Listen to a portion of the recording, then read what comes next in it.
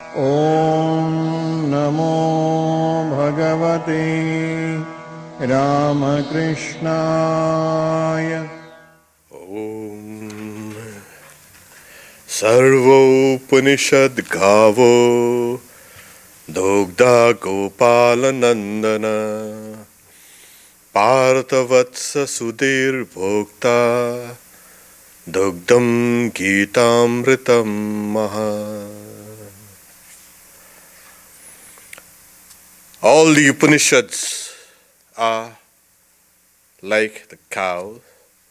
The milker is Krishna, the coward boy.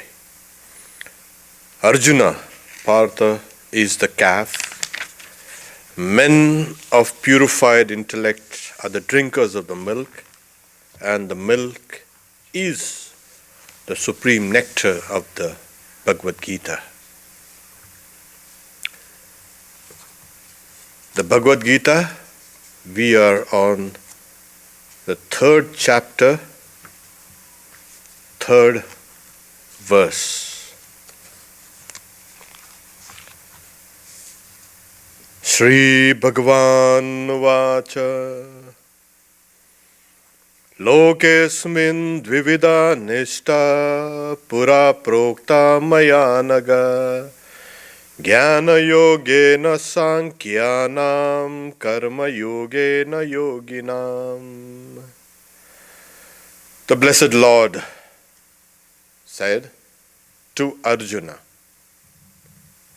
the twofold path was given to me, O sinless one, to the world, that is to the people, in the beginning, previously.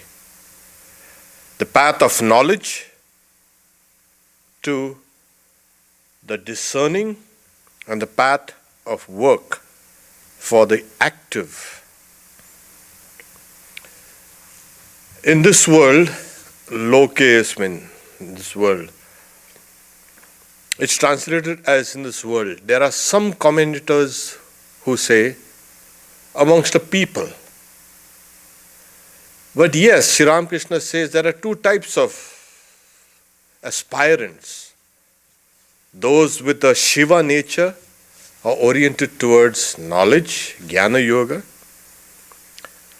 Those with the Vishnu nature are oriented towards devotion, yoga, practice. So, in this world, there are two types. And in the great introduction to the Bhagavad Gita by Shankaracharya, there he states that from the very beginning,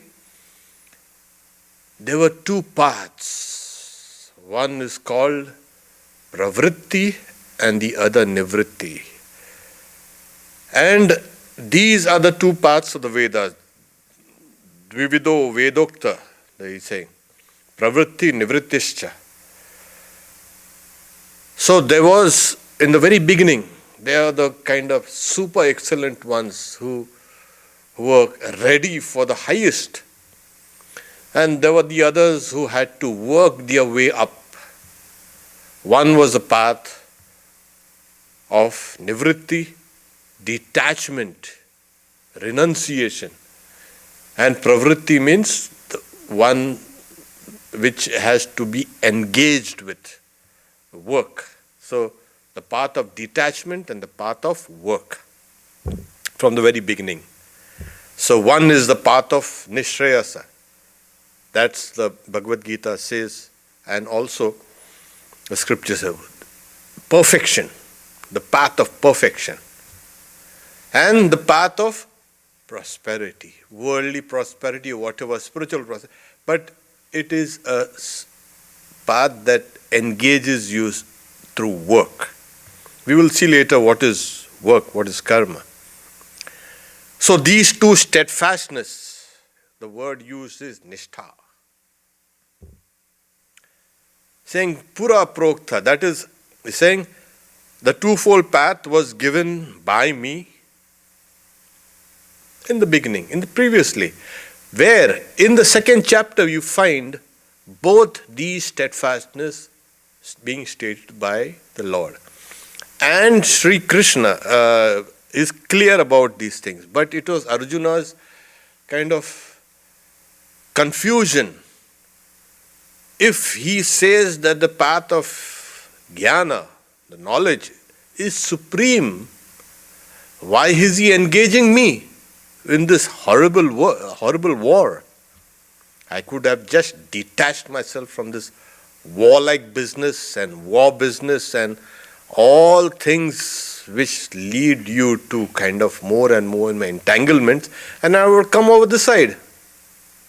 That was the gist of the first two verses which are put by Arjuna as questions. So here the Lord is now clarifying it. So they are saying, I spoke about this to you previously in the second chapter. Like I said, there are some commentators who will say, in the very beginning of creation, that too can be taken as. But what is relevant here is this has been spoken previously, the second chapter, and he calls Arjuna Anagha. That is, Agha is sin, Anagha is sinless. O sinless one.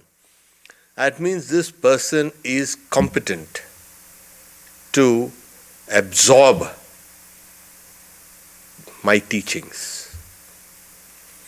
No, it is sometimes all this kind of distractions that don't really make us absorb some of the teachings that are going to really reorient our lives.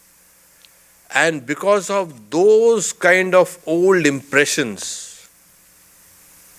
of impurity, that we color the truth that has been spoken of variously. That is why he is saying the path of nivritti, the jnana yoga, is purity, and the path of yoga is impurity. Okay. Impurity in the sense that person is not yet ready to take up the path of knowledge. So he calls him, O sinless one. So here he said, what he's saying, the path of knowledge to the persons who are, the word used is Sankhyanam. Now what is the Sankhya? It's not a Sankhya philosophy. Sankhya philosophy is one of the philosophies, 6 systems of philosophies, orthodox systems. It's one of the oldest systems of philosophy. But here the meaning is right knowledge of the self. Sankhya, Sankhyayate, right knowledge of the Atman, the self. And Sankhyanam is those who have the right knowledge of the self. That. And the second chapter was called Sankhya Yoga, right knowledge of the self. Is the self this or is the self that? Everything has been discarded in favor of the right concept of the self, the soul. Rather, the Atman has been given there. That's why it's called Sankhya Yoga. And this chapter is called Karma Yoga. So he said, I have given these two steadfastness previously in the second chapter to both types of aspirants. Those who are competent for jnana and those who are competent for yoga. So there's no kind of confusion about this. In the scriptures at times it becomes like that. Oh, is that meant for me? Then you say, no, God. No, that's not meant for me. Probably this meant for me. And then you take this up. Yeah. So Arjuna was in a kind of dilemma. If he is praising the path of knowledge, so highly, I should take it. But then he said, wait, why are you engaging me with war? So this is, and the path of yoga for the active. What is the word yoga and what is it? Yoga, as we know, there are two meanings. One is to become one with, to be in union. So when you say jnana yoga, jnana itself is a yoga. Well, jnana, yes, jnana means that kind of union, the identification with the Atman. That is jnana. And karma, that which is kind of, you make yourself kind of identified, become one, or it's a union with your mind. And in this case, the mind is not yet ready for the highest. So you are now, you're saying, this karma yoga. You work yourself up. There are various verses in the second chapter, we won't go into that, had indirectly told Arjuna, Kshatriyasya na vidyate, there is no other path for the warriors than this for you. So this is clear. What happens is, here everybody thinks that, is the Lord kind of partial? No. It depends on our eligibility for a particular course of spiritual disciplines. And if you're ready for it, take it up. So, nishtha, steadfastness. You are steadfast for 1 day, 2 days, 3 days, 4 days, and then you go, oh my God, that's too much. I'll take a break. No, there is no break. Steadfastness means steadfast. You got to hold on to that like grim death and not let go. Let hell come or high water, as they say. No, I'm not going to give this up. This is steadfastness. People might criticize me, people might praise me, people might love me, people might hate me. I don't care. I'm going to stick to this. This is what I have in my life, and this I'm going to hold on to. That is called nishtha. So this is very important, because Sri Ramakrishna is very clear. It is from nishtha, from, you can say, from nishtha comes bhakti, and from devotion, and from bhakti comes bhava, and from bhava comes mahabhava. What is bhava? This high spiritual state, and mahabhava is the highest spiritual state. So everything starts with nishtha, steadfastness. From that nishtha comes devotion, bhakti, and from devotion. So devotion, yes, bhakti, as Shankaracharya interprets it in the crest well of discrimination, is the desire to know your own self, swaswarupanusandhanam, is devotion for the people of knowledge. And then there are some who will say, I like to have a personal God. I'll be steadfast in my love for the personal God. You can do that. There's no problem. You can do it. So that's a different type of steadfastness. But steadfastness is kind of a preliminary stage for devotion. And then the devotion ripens, and then said bhava.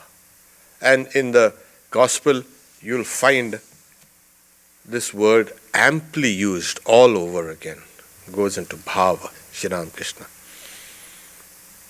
So what is jnana yoga? from the 4th to about the 16th, he will speak about Karma Yoga. And from the 17th verse, he'll pick up again those who are competent for Jnana Yoga. Because the chapter is Karma Yoga, of course. So he has to elaborate. And this is one of the most sublime chapters. All the chapters are sublime, but this really takes you out of your shell and throws you out in this universe. That is what is great about this world. So Jnana is the discernment between what is real and the unreal. Simple as that. And like Sri Ramakrishna says, Brahman alone is real and the universe unreal. So what do? Give the unreal. You don't have to bother what will happen to this world without me. Oh, you are indispensable. Greater people than us have come and gone. Greater sages, greater kings and emperors. See this world, what it is. All this huge kind of upheaval that we have seen in this world is because people thought they'll do something for this world and we'll conquer it and we'll lord over it. Yeah, see what is. Now they are only in the history books on a subject for archaeology. Nothing, everything is gone off. They've not basically understood that this world is not your home. Your home is the self, the Atman. Give this up. Sannyasi bowl. Say Om Tat Sat Om. You remember? That's what it is. So Jnana Yoga. Karma Yoga is, work. It always kind of engages you. And we take this path up gradually. And we rise up slowly. So there are these two types of steadfastness. One is knowledge and one is the work. And this has been spoken of by me, the Lord says, to you, O sinless one, in the beginning. For the people, loke ismin, or in the universe, or in the very beginning of creation. So, the 4th verse is,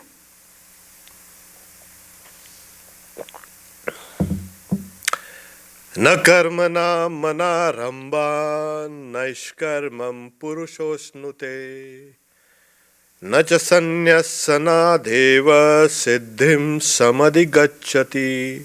This is kind of a person does not attain to actionlessness or freedom from work by abstaining from work. This is very clear. Nor does another person who says, oh, all this is kind of useless, unreal. This is unreal, give it up. But that guy is not yet ready. So that's why he says, nor does the person rise to perfection by mere renunciation. Because renunciation is sometimes, becomes a form of escapism. You have tried to escape from all the worries and the troubles of life by now saying, I am a renunciant, I am a monk, I am a sannyasi. I should not get involved with all these kind of stupid things. Later he'll delineate. You've physically given them, but mentally you haven't given them up. And then you are a hypocrite. Yeah. There's sometimes the Lord uses some very strong words. So he's speaking about these class of people who are kind of escapist. There are some people, oh no, you see, we have to rise to the state of actionlessness. But that's a state of the Atman. Naishkan is free from all activity. That is perfection, Naishkarmam. The only actionless entity in this universe is this self, the Atman. Everything else is constantly in motion, constantly the gunas of Prakriti are constantly impelling you to do things and keep on pushing you. Even if you are trying to sit down quietly, some thought will come and lift you up and take you out there. Yeah, I want you to sit down quietly. So the idea here is you will not attain to that state of actionlessness by merely renouncing actions. You engage in actions and then rise from activity, rise to the state of inactivity. This is very important. And another person, oh, you see, all this activity is Maya. Oh, no chance. I'm not interested. Why? Now I'm going to give this all up and be devoted to God and God alone. If that real renunciation isn't there, the guy is fooling himself. So that's why he says, nor does the person rise to perfection by mere renunciation. Siddhim. Samadhi gacchati attains perfection by mere renunciation of actions. Oh, I don't know. So this is the note of caution. Okay. Naishkarmam. There is one of the classical texts in Advaita Vedanta, Naishkarma Siddhi, written by a disciple, the first disciple of Shankaracharya. A vast kind of compendium on this state. So let's take what is karma, because this verse hangs on one idea, karma. You cannot attain perfection, naishkarmam, through mere abandoning work, nor can you attain perfection, siddhim, that's another word, by mere renunciation. So here is a karma. There are broadly two types of karma. One is work done with desires and work done without desires. Can anybody work without desires? Yeah, it seems impossible. But if you have the desire to seek God, then your work becomes desireless. It has no motive, that's what it is. There is no motive of any gain, worldly gain. I'm doing it as an instrument. I'm doing it because I love the Lord. I'm doing it because simply out of my duty. And over again, he'll say, you should be active, but you should not be attached to the fruits of action, nor should you be inactive. Yes. So you've got to be active. Don't bother about the fruits of action. Karmanyeva adhikaraste ma phaleshu kadachana. So you are told to be active. Yeah, you push yourself, but you don't have to think about what results will come from that work. Okay. And inactivity is also disallowed. So there are these two motives. One is some gain, there's some desire, I like to do this, I like to do that, and I'll get working. And there is another type of work which is without any desire. It's called nishkama and sakama. Sa and kama, with desires, nishkama, without desires. Is that all? Well, the scriptures speak also of, as we have mentioned it, if you remember, there is something called nitya karmas, naimittika karmas, prayaschita karmas. Now let's get into that. The Nitya's daily obligatory duties. You have to do it. There is no kind of excuse. If you don't do it, there's demerit. If you do it, you do it. There's kind of what's great about it. You're supposed to meditate, you meditate. You're supposed to pray, you pray. Do you want to kind of have a kind of a big halo around you, put a big crown? I'm doing meditation, I'm praying. See? No. This is you're supposed to do. It has to become as natural as breathing. You're breathing? Now you know you're breathing. Okay. So the work becomes natural. That's a nitya karma. Naimittika is occasional duties. Like, we have somebody like here who will fast on the Ekadashi day. That's a good thing. This is naimittika. Occasional duty. There are on special occasions, you do some special duties. Yeah. So we have a vigil here once a month. These are naimittika, occasional. It's not every day. You have once a month. Jai Shri Ram Krishna is chanted the whole day long. That also is those types of karma.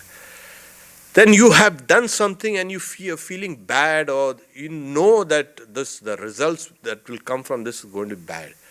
So in order to counteract that initial impulse to work or initial kind of bad karma or wrong karma, you take up another kind of activity to nullify or cancel that first or diminish its effect.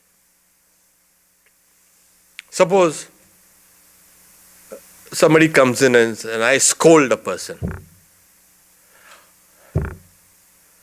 I can go and say I'm sorry to him. I can go and say, sorry, oh Lord, I scolded him. Okay, that's but then I'll say, I'll do a little praise for him. Oh, I'll do 108 japa for him. Okay, I'll fast for him or her, whatever.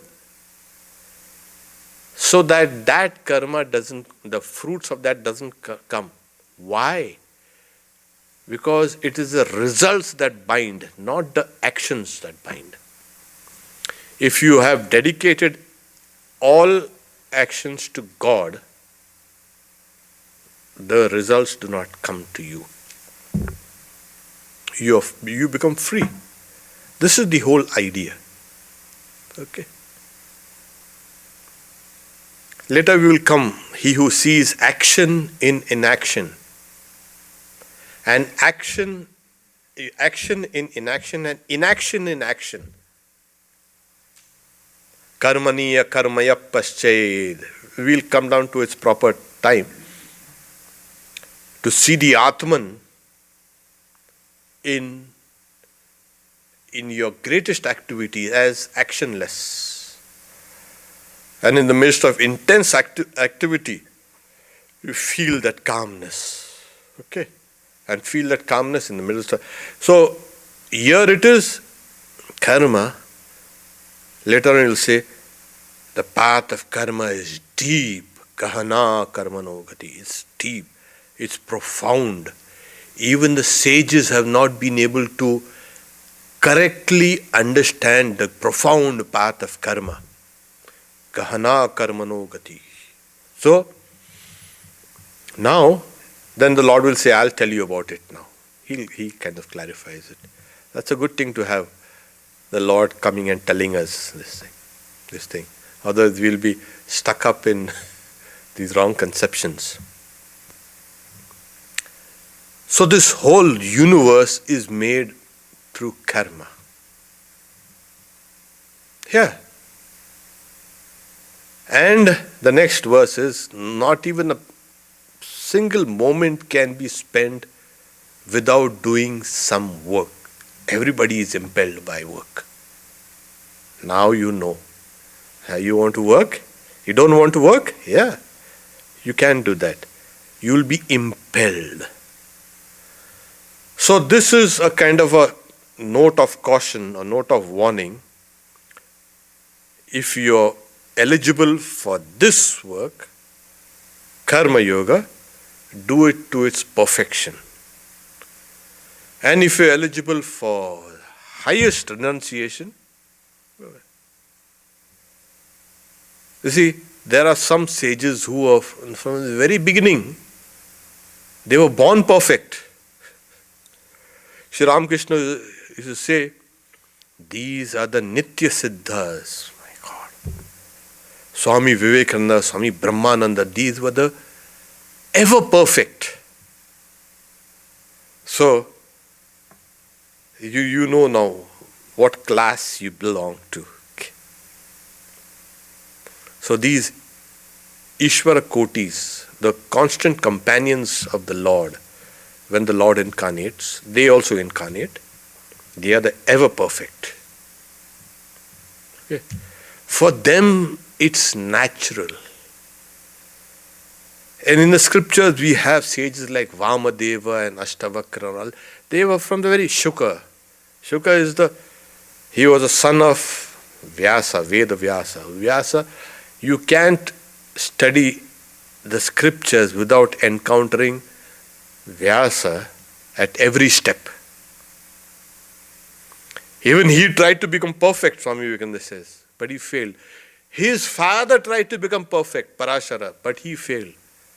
But Shuka, his son, was born perfect. Yeah. And when he was born, he leaves this world. And his father is chasing him. Oh, my son, come back, come back. Where do you come back? Nothing. It is very significant because Sri Ramakrishna used to call Swami Vivekananda my Shuka. Very interesting. Then we have in the very beginning of creation, according to mythology, when the creator, Brahma, when his mind, he was meditating, and in that pure mind, there emerged the 4 first boys. They are called the first creation, mind-born children of the Creator. Since they were born from that pure sattva, they looked around. The father says, now that you have been born, now you continue this creation. So he looked around, what creation? No, we are not interested.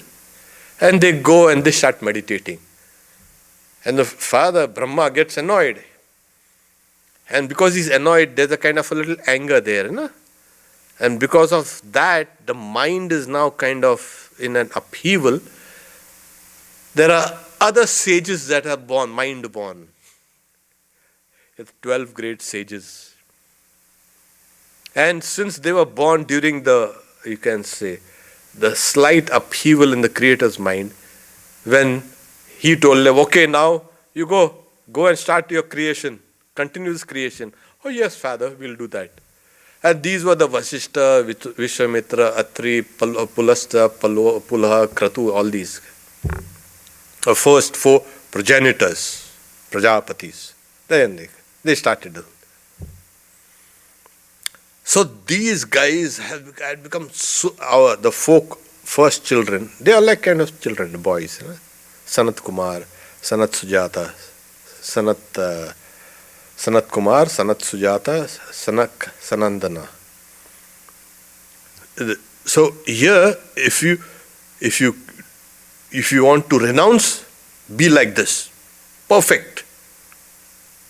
Your renunciation also will become perfect, not half-hearted.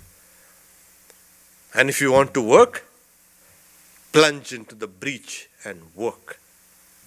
By dedicating all actions to God, this will purify your mind. There will be a rise of devotion, and then there will be a concentration, and you will be able to rise to the plane of yoga, and this yoga will lead you to a state beyond all work. This is the idea. So, you don't go to school to live forever in the school. You may have the best friends and you have the best teachers, you have everything. But this is the kind of place where you need to pass through and go. Now, if a child thinks, no, I'm not going to leave school because I have so many friends, that won't do.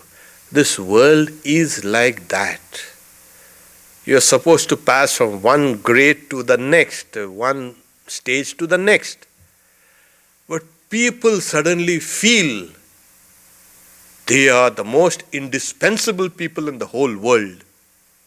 And my family, my surroundings, my neighbors, my community, my country cannot do without me.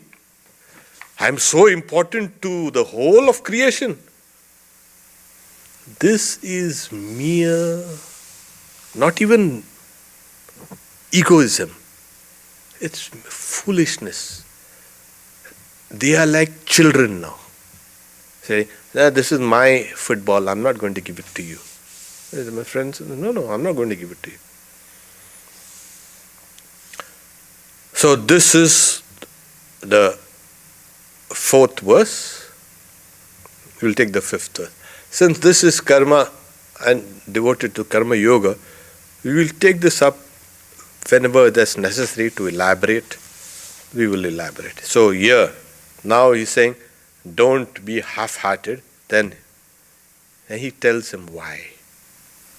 The fifth verse is, as I had mentioned, Nahi kaschit shanamapi jatu tishtatya karma krit karyate hyavasha karma sarva prakriti jair gunai. None can ever remain really actionless, even for a moment. For everyone is helplessly driven to action by the gunas, that is the three gunas, which are born of Prakriti, nature. Nature is impelling you, impelling you, impelling you. Why does she do that? Well, what makes you think you are some great being? She has created your body, she has created your mind, she has created your intellect, she has created your senses, she has created food, she has created all the objects in the universe, she has created everything, and you come along and say, I'm not going to be part of you. I don't have anything to do with you. Really? I'm going to show you what it is. Make your life miserable. Nature. And, in certain schools of philosophy, she is personalized. Nature is personalized as the Divine Mother. Mother will make you kind of work. Okay. There are various instances. But here he's saying, the main thing is, Na hi kaschit chanam. No one is able to remain without work even for a moment. The very fact that your mind functions, it's work. It's mental work. There's physical work, there's mental work, there's intellectual work, there's moral work. There are all types of work. Now, at the highest level, there is also the work of tamasic work, rajasic work, and sattvic work. But no one is free from work. It is only when you have detached yourself from Prakriti. Can you do that? Yes, you can do that. Till that time, as long as you feel, there, nature has caught you. Say I again, she'll catch you. Say I again, catch you. One more time, keep on repeating. That is the vice-like hold. You say I, I've got you. And you can just say I am feeling hungry. I've prepared all those things for you. Go and eat. I'm feeling sleepy. Go and I've prepared all these things for you. I've even made sleep. Great sleep. You got everything. to kind of engage you. And we think we are such great souls. She's playing with us like as if we are puppets. All the strings are in her hand. There is no freedom as long as we are bound by nature, by Maya, by Prakriti. So that's why he's saying, none can ever remain really without work or actionless, even for a moment. Very strong stuff. And it is true.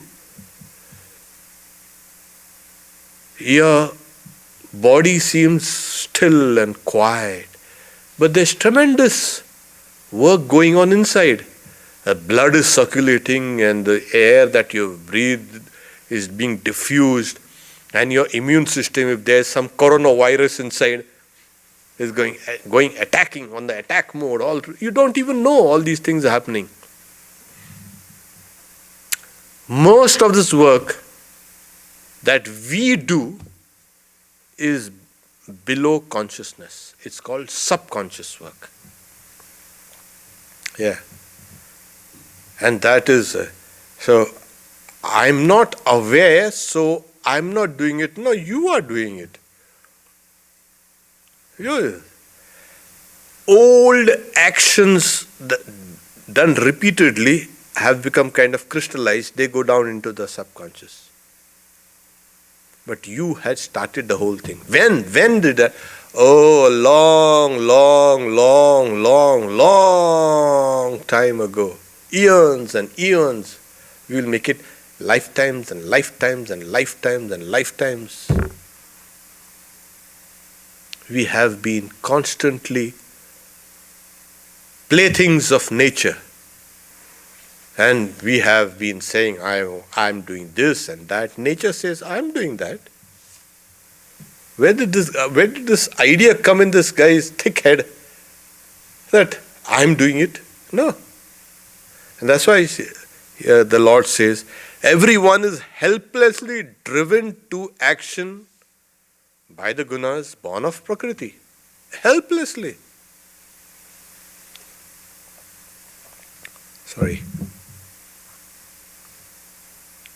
So in the midst of this, how do we extricate ourselves? Yeah, that is what the chapter is going to tell you about it. It will tell you, because it has to tell you what exactly you are. First, all this work that you are doing, most of it is, suppose your circulation stops. I'm not doing any kind of circulating the blood. My heart does it. And the heart stops. See what happens to you.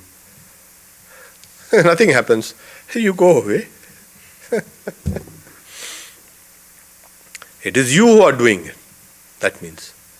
So, these subconscious works have first to be countered by good works. Then, through concentration, through yoga, your consciousness has to be expanded.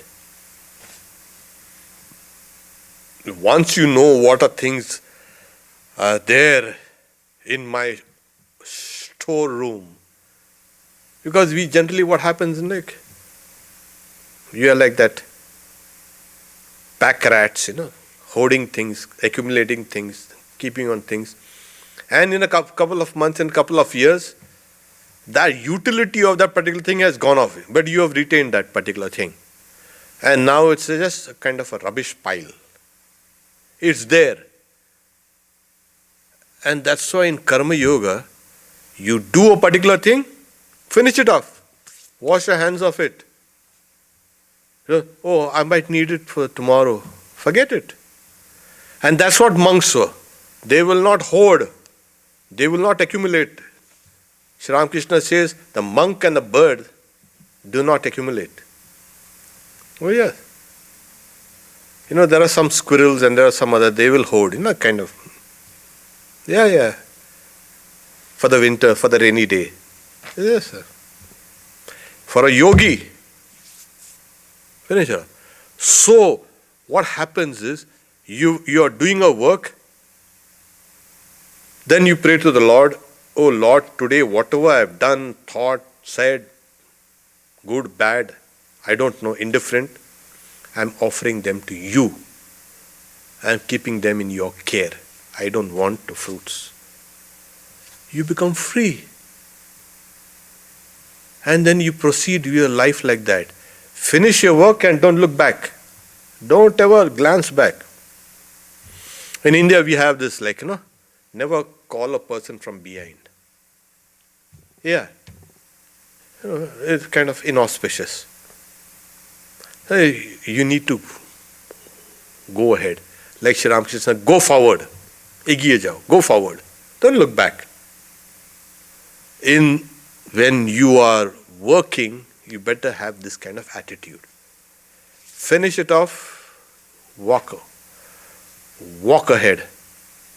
The next work comes, accomplish it, walk ahead. Go forward, go forward, go forward, go forward. This is the way to progress. But we will say, oh, this is mine and this is mine. I'll keep it for tomorrow. I'll keep it for day after. Maybe after 10 years I might need it and I'll keep it. And then I've forgotten about it and there. That thing is now if you look at it in the mind, that thing is now in the mind.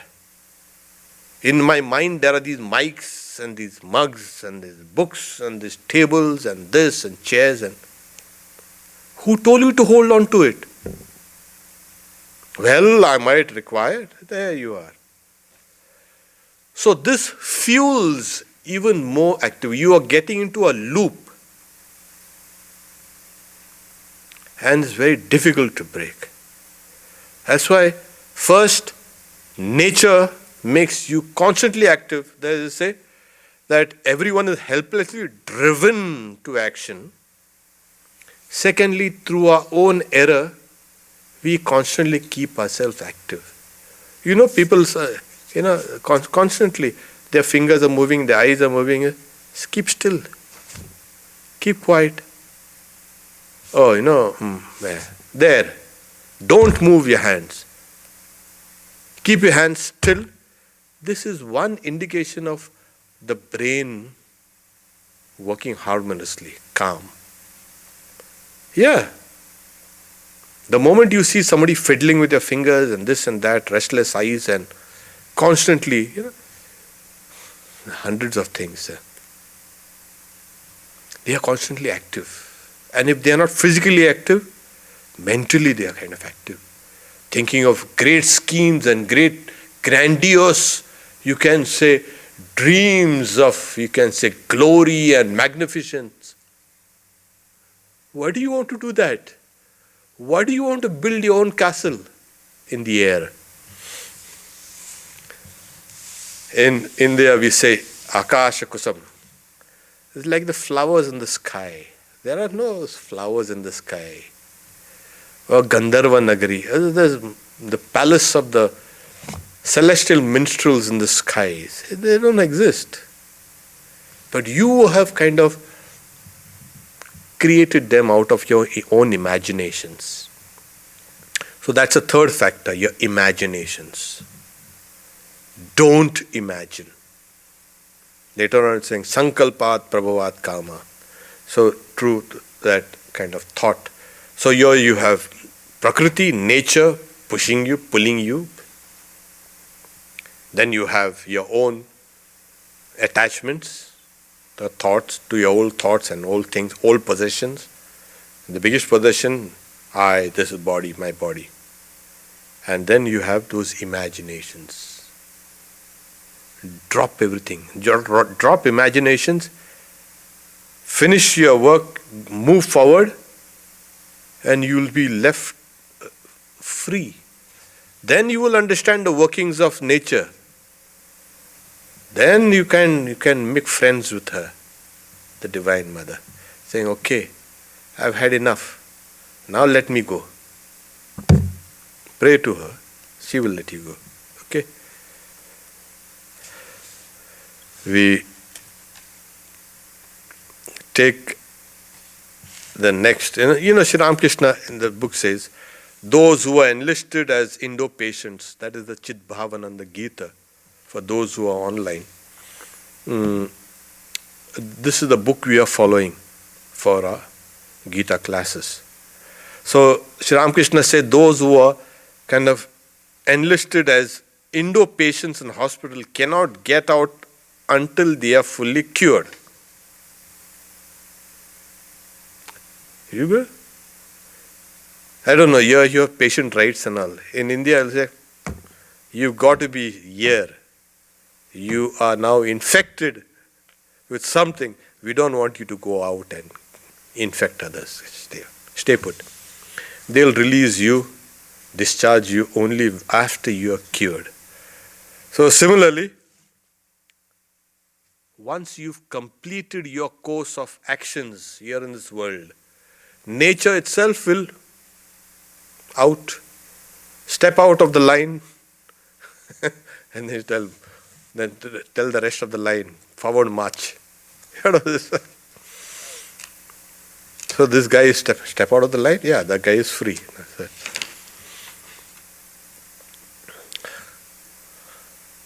I think we can just, we'll